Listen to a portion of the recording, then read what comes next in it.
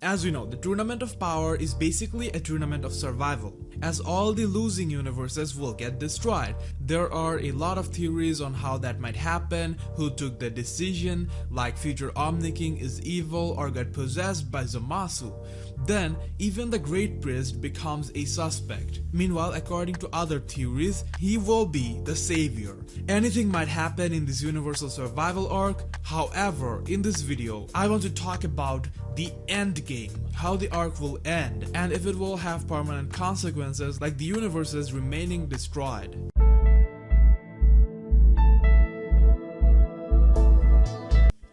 Dragon Ball Super is going to introduce at least 100 plus new characters in this arc. Also, the main reason behind introducing 12 universes to expand Dragon Ball to something that will never run out of stories ever, multiple universes, timelines, these types of elements gives us infinite plot possibilities. So there is no way they are going to introduce 10 brand new universes only to destroy them permanently in the same arc. One way or the other, they will be there for the rest of the series. Either the destruction will be stopped or restored after being destroyed. As we know, the Great Priest has already gathered the Super Dragon Balls and he said the strongest participant is going to get it. In other words, the fighter who will impress Omni King will get it. There's vagueness in it, I'll discuss it later in this video.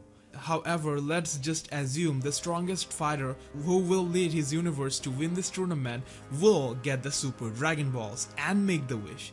Contrary to the last time, as the battle was between Beerus and Champa for getting the balls, not the fighters themselves. So the first guess that comes to our mind regarding this is Universe 7 will win the tournament, Goku will get the Super Dragon Balls as the strongest fighter and will then restore all the destroyed universes because we would do that anyway, plus this time around the blood in his hands. If this really happens, the only problem would be everyone would be disappointed because that's just too fucking obvious or predictable. By the way, Dragon Ball Super has been twisting things. It is quite safe to assume they won't be doing something so obvious. So what else could happen along the same line? 2 episodes before the Universal Survival Arc, most probably episode 71 and 72, centered on Goku vs Hitman Hid. Hid appeared over here on Earth on his mission to kill Goku. He didn't know who exactly hired him, only to later find that he was hired by Goku himself. This was made possible by Whis and Vados. Goku mainly did that to fight Hid on his 100%. Hid is a pretty cool guy and seems like he might become a part of our squad sometimes in the future. It's all chill, but till this point he is still a hitman, not just any hitman, the legendary hitman. In a matter of fact, he is so good as a hitman, we hear words of praise from even the God of Destruction. It means he has a reputation to live up to, some principles that he follows religiously. Once someone hires him, I bet he can't rest until the target is dead. However, this time, since he was hired by the victim himself and all on a sudden lot of spectators gathered, he gave it a rest. But note that he's not leaving Goku alone, as he then asks his client if there's any time limit in this, and Goku says no. Now, Hit might potentially get to face Goku in the tournament and kill him, completing his mission. According to this theory, Universe 6 would then go on to be that one survivor, while Hit receives the Super Dragon Balls for being the strongest participant. Now here comes the interesting part. Much to everyone's surprise, Hit will wish to restore all other universes that have been destroyed. We will later find out that Goku was Hit's last mission as a hitman as he retired from that job.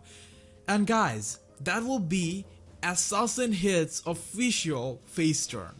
Also, Champa would okay the decision of Hit, as in the last tournament, Beerus did him a shocking favor by restoring the Earth. This also goes with a common tendency of the plot, which is U6 lost the tournament, so they get to win this time.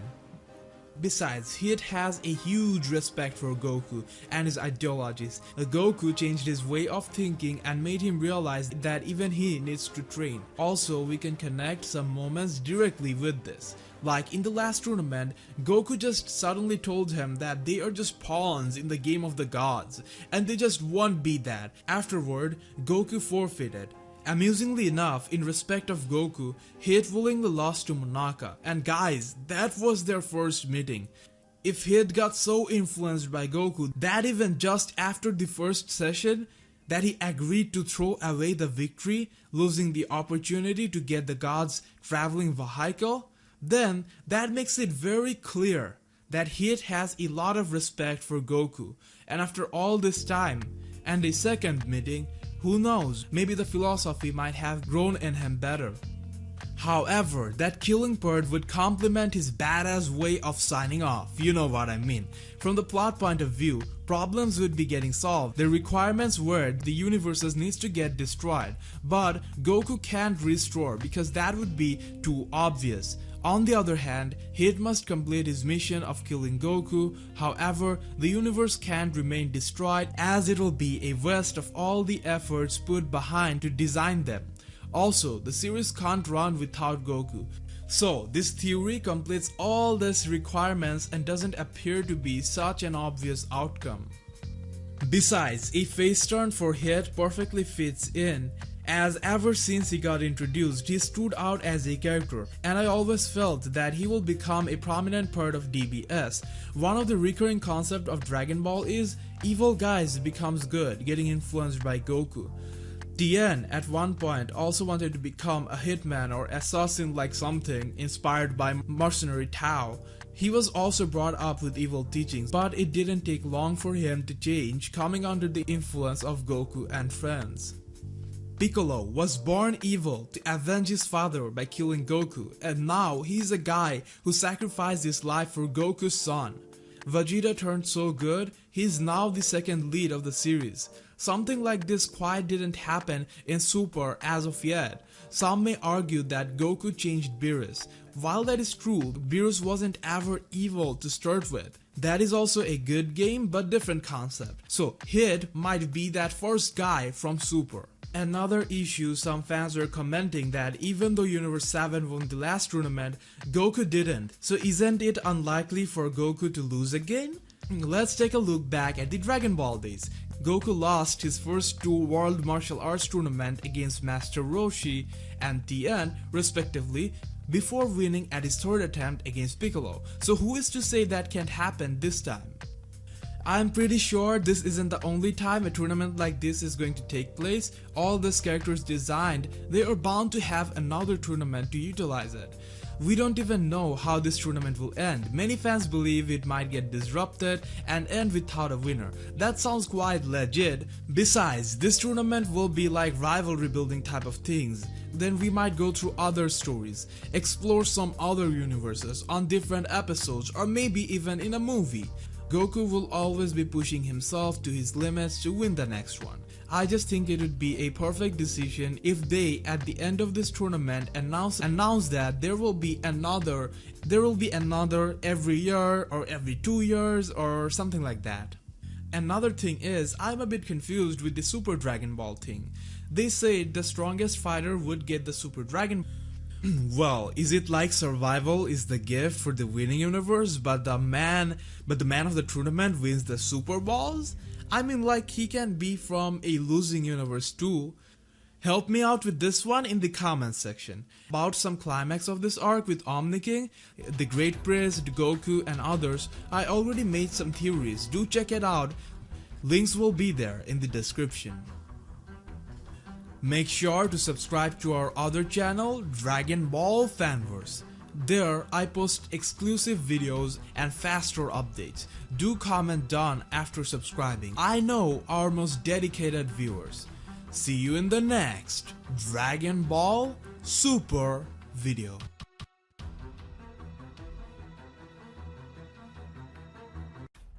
According to a Dragon Ball Super theory, the future Omni King is evil and he's the one who will order the rule of destroying losing universes. In all fairness, we did get a lot of it that can be connected with Xenos having different ideologies at the very least. In the last episode, we see future Omni King trying to match hand movements with the present one, and he corrects himself twice, and they showed it in a noticeable way. If Trunks and future Trunks can have different hair color, I wouldn't mind if one Omni was left-handed while the other is right-handed. But the real question, why would he try to copy the other in that case? If he's not a fake, why would he copy?